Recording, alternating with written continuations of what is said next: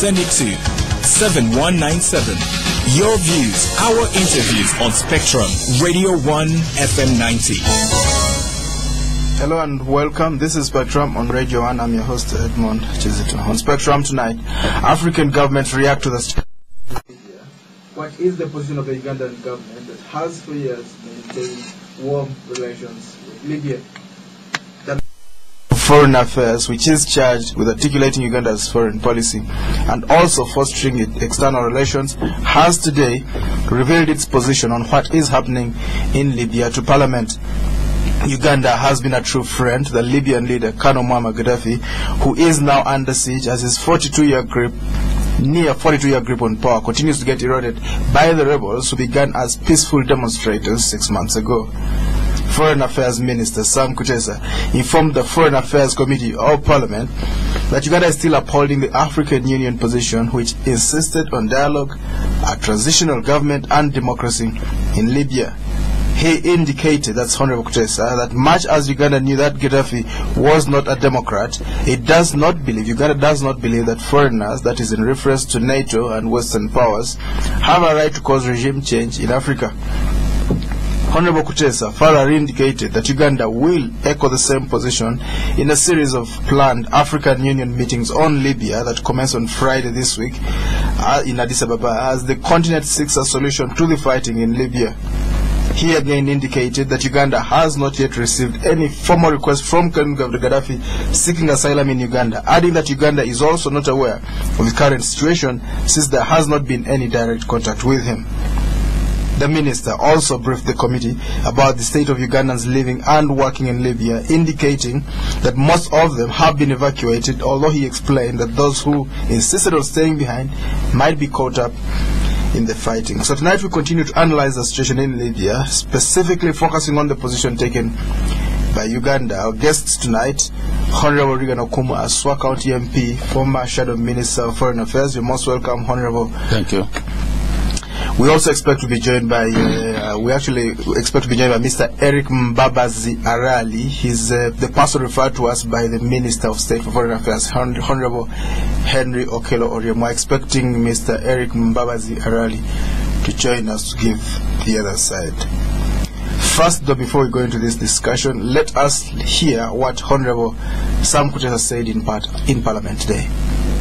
Libya, our comment is the same position as the African Union position. We did, as African Union, give out a roadmap which we think would represent the best solution for Libya: ceasefire, negotiation, transitional government, which works out constitutional programs so as to introduce democracy and fulfill the aspirations of the Libyan people. We know Leader Gaddafi was not leading a democratic, competitive administration. He had faults. We, however, do not believe that foreigners should be the ones to change governments in Africa. We strongly believe that the people of Africa should be able to do that themselves. At the moment, we are still pushing the roadmap for Africa. There is a meeting on Friday of the ad hoc committee on Libya. We will be attending that meeting, and there is a meeting, an extraordinary summit of the Peace and Security Council of the AU. It is meeting on 26th, and Uganda will continue to take the position of the African Union. We as governments, we don't deal in speculation.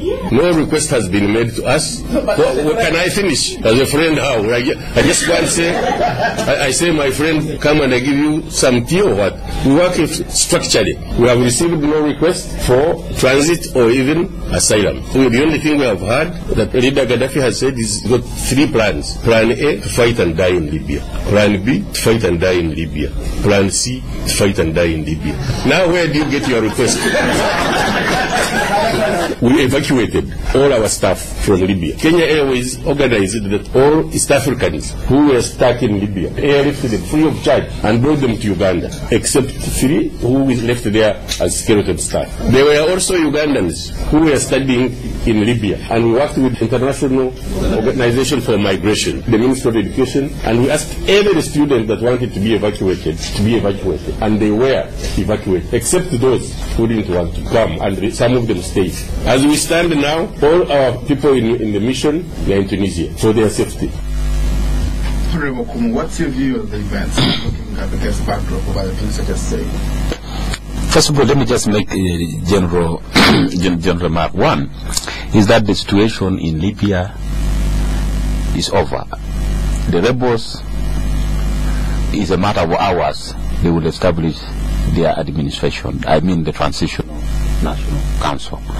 And therefore, we can only discuss the post-Gaddafi era. What would it be like? How would the rebels who would then become government avoid? Because they've now been recognized. They were recognized before, but even their neighbors like Egypt and what have you have congratulated them, and other countries continue to congratulate them. So I just don't understand this sluggish approach of the African Union that they are meeting on Friday. Well, they still want a ceasefire. Yes, that they still. I don't know what ceasefire they will be talking about and where that ceasefire will be, but of course that is our own problem.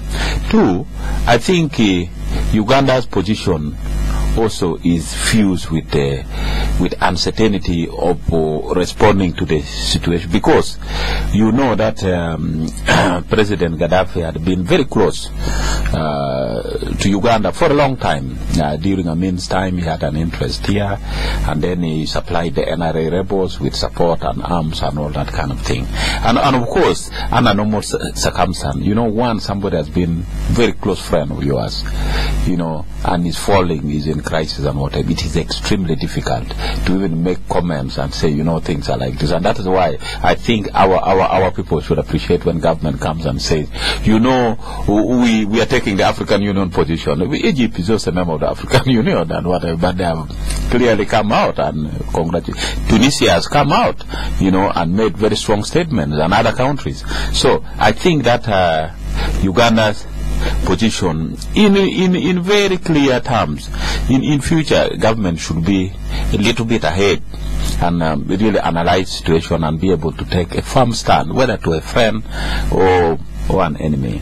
Thirdly, I think what has transpired in Libya should be a lesson to Africa, but not only Africa, you know, third world developing democracies which are not yet well developed. Because I think whereas some people appreciated a good friendship with Gaddafi, other people blindfolded themselves and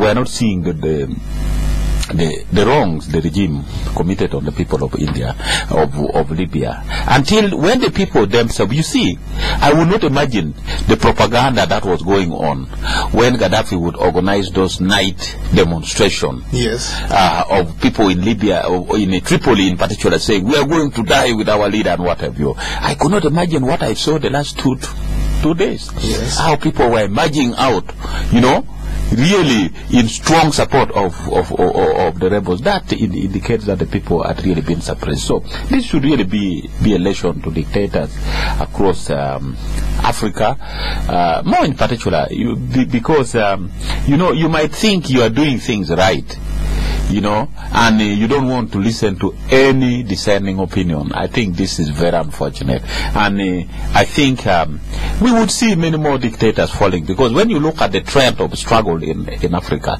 it has changed. There was a struggle for independence. After the struggle for independence, then came the struggle for liberation. After the struggle for, of course, before the struggle for liberation, there came what most people used to refer to coups. Yes. Coups were happening all over, and these coups were mainly engineered by Western powers. Yes. And then after that, then came the liberation wars, when people took up arms to fight those who took over government by force. Yes. Then of course came the guerrilla wars after that. So the face of the struggle in Africa is changing, and then you see students starting in Benghazi, driving in their private cars, going to front line and getting guns in the ramshackle and against a well-established military, and then eventually within 6 months they get the sympathy of international community, then they jumped in. So I think this should really be a lesson dictators. And in particular, I only wish that our government also take a note, because our president has also now taken 25 years in power, and that is too long. And he should really reflect. You know, when I hear a statement like, I will give Mabera away, I will do all this kind of thing, I really sympathize with the president, because he should be able to humble himself down, come to the people and say, but what are your wishes? My thinking is that if we give Mabera, then things will be like this, like this, like this. But if it is in your wisdom, you know, there was a time he made a statement which I thought was a very brilliant statement. He said, Uganda is not my personal estate. In my opinion, I didn't want to negotiate with LRA. But if the people want, so let it be. Yes. You know, I thought that was a very sensitive. Yes. But now, you know, when you say, I will give Mabera away and all this, I think some of these things really irritates people. People may not have powers, people may not have resources, but when the moment comes, you will see a different change. Then I also think that this thing which has happened in Libya, because if you listen to the minister's statement, I think it should be a caution that, you know, dictators should not hide under foreign intervention, because if there's a lot of foreign intervention here. Here we survive almost on foreign aid. A lot of foreign yes, this is foreign intervention, because somebody who controls you with the money is actually mad, and somebody who controls you by supplying arms, you know, and giving you support. So really, foreign intervention should not be. When it is in your favor, then it is okay. When it is in somebody's favor, I think this has been, for me, this has been my biggest problem with African Union and AU. But even in countries like Uganda, NRA took over power with foreign support. NRA were supported by Moi, NRA were supported by Gaddafi. They supplied them arms and all that kind of thing. So for me, I think that the response of government, especially by the Minister of Foreign Affairs today, before a committee of parliament, that Libyans must be allowed. Must we allow humanity to be destroyed and then keep quiet because that's a foreign country? I think this is really an orthodox position which I think we should move away from, because unless we do that, even our own struggle for independence, we got foreign support. Russia was in full swing. You know, they came. Angola, the war in Angola, the war against apartheid was not really an African thing. Why? Those people who are mistreating our black people in South Africa were South Africans. Although they were white, but they were indigenous of South Africa, because they also migrated like other group of people. But everybody got involved the world over, because the extreme of their action was really humiliating humanity. And I think that when it comes to the question of human rights, good governance, war against corruption, we should not limit ourselves and say this is national. You know, we can decide. When it comes to voting, yes, that is national. The international community should not come to vote or to influence things. But when it comes to some of those things, I think finally the African Union position is embarrassing now. That they are going to meet on Friday. I don't know. They are going to meet to consider what ceasefire, and yet some of their members, some of their critical members like Egypt, Tunisia, have actually come out with very strong statement. I listened today to the statement of the Egyptian president, who was very strong, you know, wavering. The guy says, you know, congratulate the revolutionaries for liberating the Arab. This marks the end of the Arab struggle, you know, against tyranny. Really. So I even suspect that the African Union position, if ever they go and meet, no wonder here they want to send a junior minister from here, but no wonder if they go and meet, it is going to be, it might even, a meeting may not even take place, because the other people can actually boycott, because then the agenda needs to change. How do we handle the post-Gaddafi thing? And if Uganda insists and say there should be no foreign intervention, then they should also not intervene in Libya. They should allow the Libyans to sort their own problems. And I think the Libyans have managed to sort out their... And for me, you know, there is this era which is always described as the New World Order. Yes. This New World Order came because the barrier of the Berlin Wall collapsed, and there's crisscrossing of interests across the globe. It's no longer that you belong to this bloc or belong to this bloc. It depends on the interest at a particular time.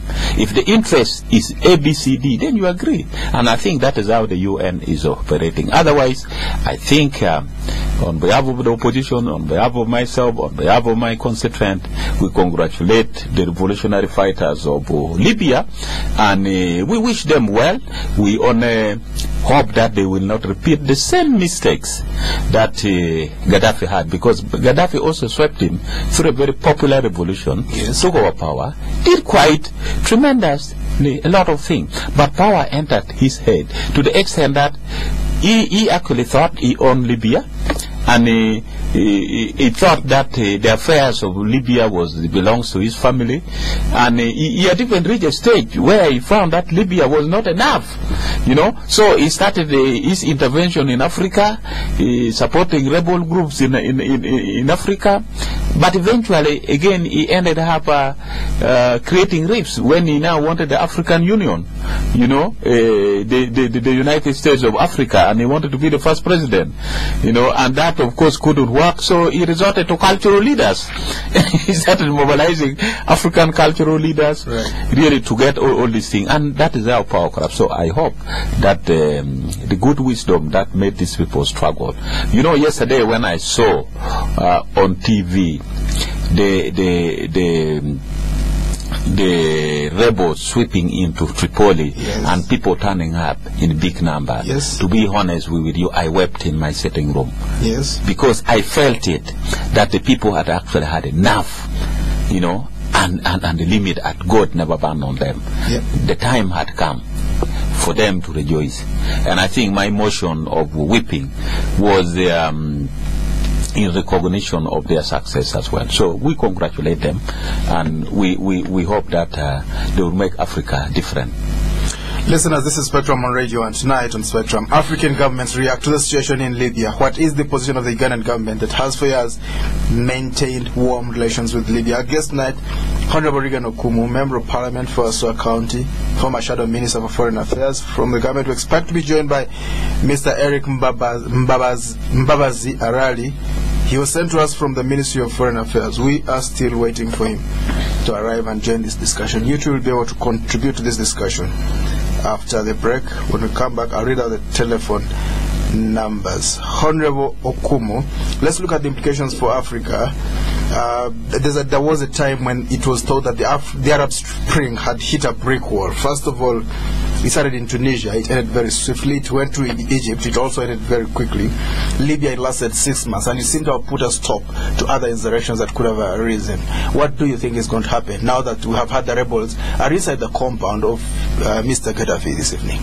What do you think is going to happen now in Africa? For me, I think you know, when people always refer to as the Arab Springs, is because what started in Tunisia picked up in Egypt, picked up in Libya, picked up elsewhere. But you see, this is because of the situations in those different countries. One would even argue that this has been an African spring. Because really Tunisia, Libya, Egypt are all African, and it has succeeded countries. I just want to let you know that never in my lifetime, having studied the NRM regime, ever did I thought that a simple statement like walk to work would cause panic and heavy deployment, which one would see up to now. Simple walk to work. People who are not armed with sticks, with anything, just saying we want to reach our offices on foot, but not on vehicles. And the reason being is economic hardship. Initially, when this walk to work started, the argument was these are political things. Of course, government came and say you are disrupting business, you are doing this, but eventually, the taxi people took up this because it was about the pocket. The business community who are being defended by government earlier on took up this. locking up their shops and all this. And for me, I think that I still think that what is happening, what people call the Arab Springs, which I would call the African Spring, because it really started in... That's why it has succeeded. Yes. But my own argument is that, one, of course, the degree of collapse would vary. If you look at Tunisia, it was a little bit different. I think the leadership there succumbed, things were impossible. But it started from a very small thing, you know. Somebody being arrested by police creating chaos. Yes. Then we go to Egypt, to Libya. Libya was another unique thing. Somebody gets arrested, and then detained, and then eventually there was some demonstration. Then it was harshly suppressed. But the military in Libya is quite different, and therefore the only option the Libyans would have is to have an armed response to that kind of situation, because the military is not national, it's personal to order, is an army built around Colonel Muammar Gaddafi, and therefore you will not expect sanity from within unless you mount pressure on them. Then you'll get defection. The way eventually the defection came up to now, there are so many people who are defecting. The situation in Egypt was a little bit different. Egyptian dictatorship existed, but the institutions in Egypt were much stronger than the individuals. For example, the military. You know, when the military were eventually ordered to go and throw away the crowds, do you know the response of the military? They gave yes, was simple. They said, please, we have not come here to chase you away. We want law and order. Don't destroy buildings. Don't destroy this. If you want to demonstrate, you continue. And this really strengthened the demonstrators. So, and the military reached a stage where they had to part ways with the president. They said, Mr. President, we are not... You see, when the military now refuses to listen to the order of the commander... Everything has changed. Yes. So, Egypt was a different situation because the institutions in Egypt is quite strong. It is able to sustain Egypt even outside any political arrangement, the military. They have the interests of Egypt at hand.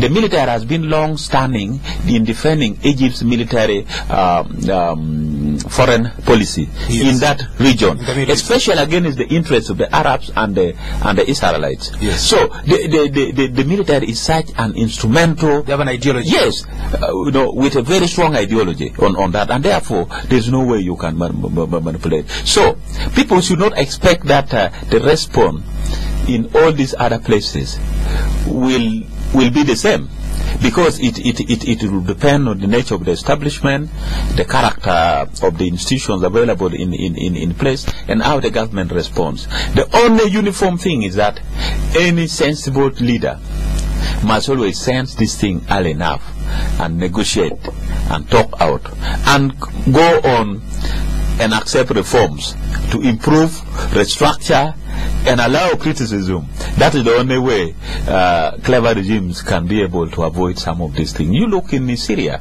when the thing started, the guy cooled down and promised people, but he really didn't mean it. It was a simple thing, but he went on suppression.